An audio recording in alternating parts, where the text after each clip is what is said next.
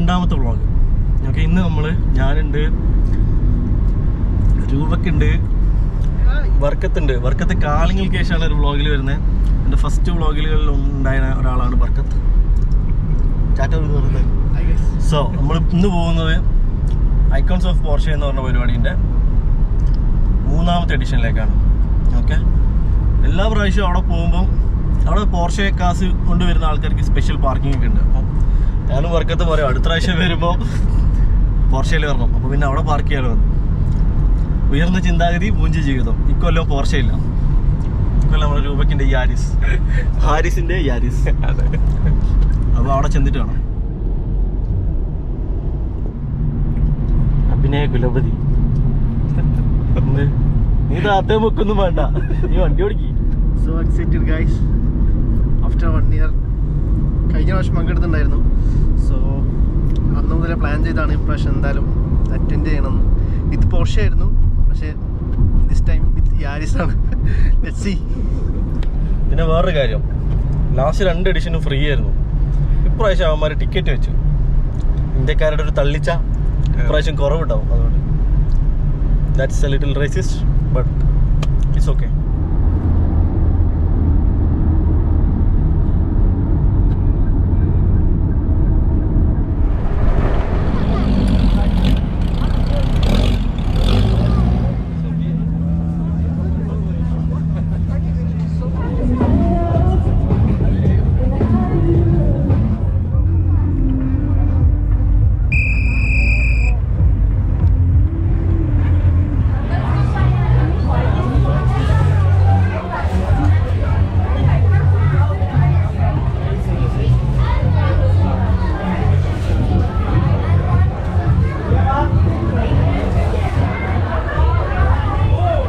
നടക്കാണ്. രൂപയ്ക്ക് എവിടെയോ കാണാനായിട്ടുണ്ട്. രൂപ കൂടെ ഉണ്ട്. സോ നമ്മൾ ലെഗോൻ്റെ സ്റ്റോറുണ്ട്, പിന്നെ പോർഷെ ലൈഫ് സ്റ്റൈലിൻ്റെ സംഭവങ്ങളുണ്ട്, മേലെ കൂടെ ഡ്രോൺ പോകുന്നുണ്ട്. നമ്മളിങ്ങനെ നടക്കുകയാണ്.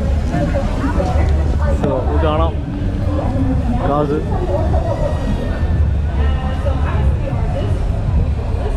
എങ്ങനെയുണ്ട്?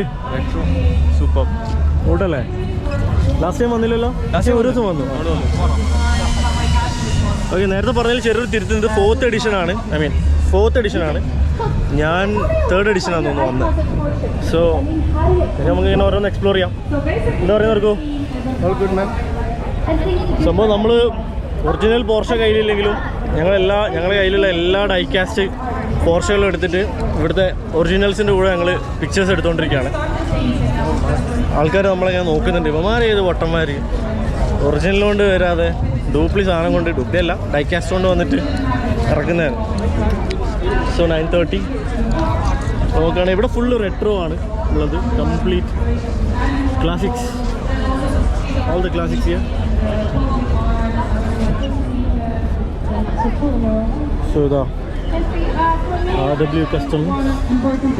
നമ്മളെ സിഗരറ്റ് വിളിക്കുന്ന ജപ്പാൻകാരൻ കസ്റ്റം ചെയ്യുന്ന കാർ, കസ്റ്റം ചെയ്ത കാർ. ഇവർക്ക് ഭീകരമായ ഷൂട്ടിങ്ങിലാണ്.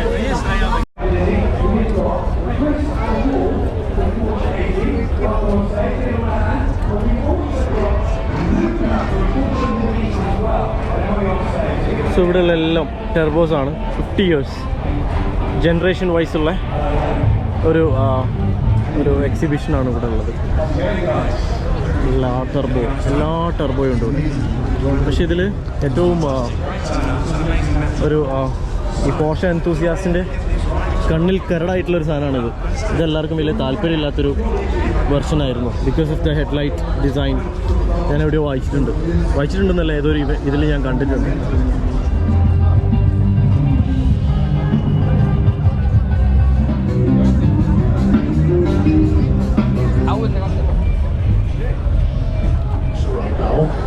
Starting in 1898 with the first construction of Ferdinand Porsche, ending with the lightest car like the Macan or the 919 Hybrid. So you see, we are not only looking back into the past, we are closely linked to the present time, and of course we think ahead into the future. So this is why we have to, this is our mission, keep all the cars alive, whether they are 40 years, 122 or 1 year old. And yeah, this is this is for us our mission at Heritage Department and Museum. It's an amazing place. I've been there. I could talk to you all day. And I think, frankly, if I had your job, I'd be taking keys and taking them all. I'd lose my job within a few days. Anyway, I'll leave it here. Thank you very much. We're going to stroll off around the back there so we don't get run Perfect. on. Thank you all and enjoy the evening. Cheers, guys. Thank you, guys. Let's give it a good big round. അപ്പോൾ നമ്മൾ ഇവിടെ ഏകദേശം എല്ലാം കറങ്ങി കണ്ടു, കുറേ കാസ് കണ്ടു. വണ്ടർലാൻഡാണ് ആക്ച്വലി ഇത്. ഞാൻ പറയുന്നത് എത്രത്തോളം കേൾക്കുന്നുണ്ടെന്ന് അറിയില്ല, പക്ഷേ ഭീകരമായ സ്ഥലം, വെറും ഭീകരം.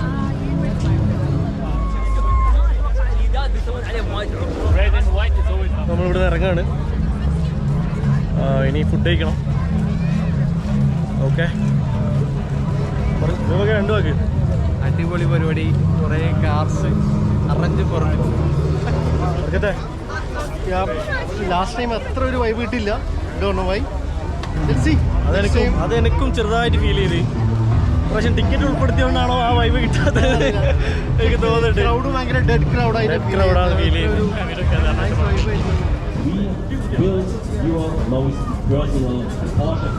ഞങ്ങൾ ഫുഡ് കഴിക്കാൻ വേണ്ടി അവിടെ നിന്ന് ഇറങ്ങി. അപ്പോൾ വളരെ അടുത്തുള്ളൊരു ബർഗർ കിങ് ഇട്ടിട്ട് ഓടിക്കാൻ തുടങ്ങിയതാ. ഓടിച്ച് എക്സിറ്റുകൾ മിസ്സായി. ഇവനിപ്പോൾ ഫുഡ് കിട്ടാൻ എനിക്ക് കണ്ണ് കാണുന്നില്ല. രൂപക്കെ നന്നായിട്ടുണ്ട്. അപ്പോൾ നേരെത്തി നേരെ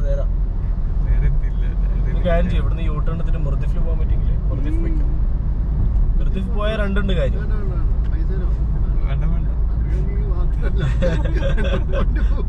സെൻട്രൽ പോയിന്റിൽ ഒന്നും ഇല്ലടാ, ഞാൻ നോക്കി. നേരെ വിടാതെ സിറ്റി സെന്ററിലേക്ക് വിടാം. അത് വേണ്ട, നേരെ സിറ്റി സെന്ററിൽ പോയി എനിക്ക് പോണേ. വെറുത്തോയി അവിടുത്തെ ട്രാഫിക്. നീ എന്താ വിചാരിച്ച മോനെ? ഫെസ്റ്റിവൽ സിറ്റി യൂട്ടേൺ എടുത്തിട്ട് യൂട്ടാണോ? പരിപാടിയാണ്. നീ ഉമ്രമൂല് കയറി. അതിന്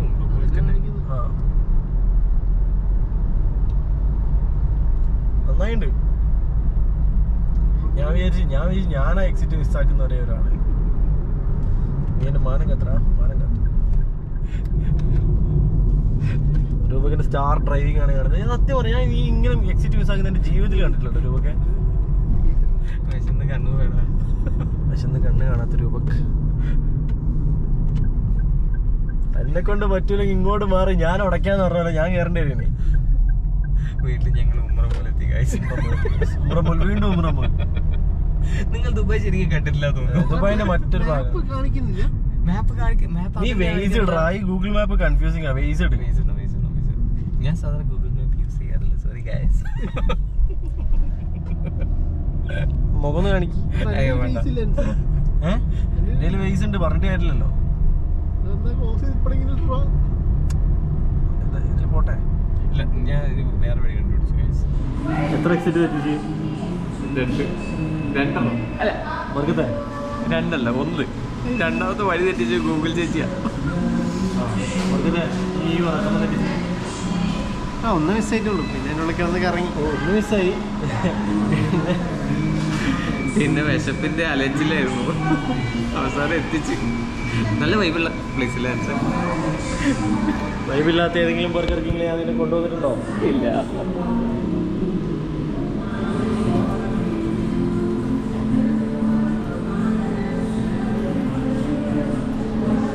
കേൾക്കണ മക്കളെ, ഇടയിൽ കൂടെ സ്റ്റോറി ഇടാം.